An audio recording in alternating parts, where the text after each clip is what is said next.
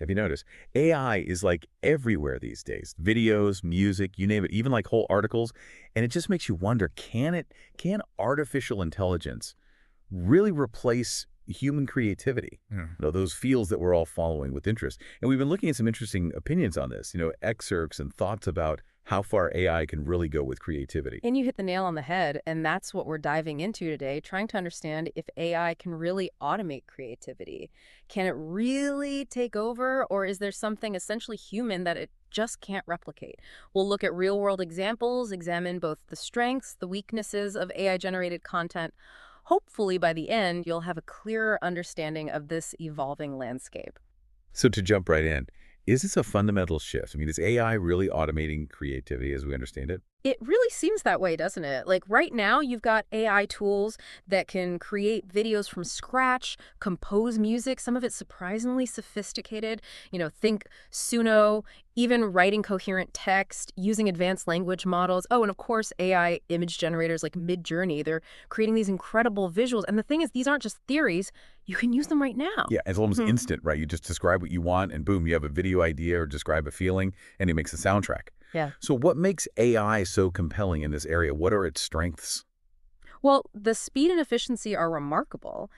AI can produce in minutes what would take a human creator, days or even longer. And then there's the massive amount of data it learns from. AI can see patterns, generate new stuff based on that learning in ways that humans might not naturally think of. It's like a hyper-efficient way of exploring creativity. So is it like having, an incredibly fast creative assistant at your fingertips? In some ways, yeah, that's a good analogy. But this leads to a really interesting question, a really fascinating point. AI excels at mimicking existing styles and generating content based on what it's learned, but where does genuine originality come from? And deeper emotional impact. Those are the key questions for you to consider. Exactly. Where does AI seem to hit a wall? What can't it quite do? That's where the human element, that human perspective seems crucial.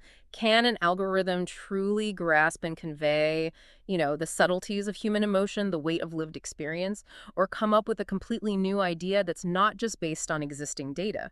Sure, AI can produce things that might evoke feelings in the listener or viewer, but is that the same as a human creator intentionally imbuing their work with meaning and emotion? Something to think about. It's like the difference between a technically perfect painting and one that truly moves you, even if it's a little rough around the edges. Exactly. AI is incredibly capable at the execution level, but that initial spark, that true originality that comes from, well, us, from consciousness and individual perspectives, it remains a key difference. And you also have to consider intent and the cultural context that shapes so much of human creativity. So to summarize, AI is really powerful for creating content quickly by drawing on all this data. But the real limitations seem to be originality, emotional depth, and the intent behind the creative act. Would you say that's right? That's a great summary. And of course, this is all changing so rapidly. But for now, it seems that a partnership, human creativity, working with AI tools, that might be the most exciting direction. So looking ahead, because AI is popping up in all our areas of interest, what should we be thinking about? Given how fast things are moving, what do you see as the role of human creators? That's the question, isn't it? Will AI eventually take over entirely, or will it become this indispensable tool that actually makes us more creative, that allows us to focus on those uniquely human aspects?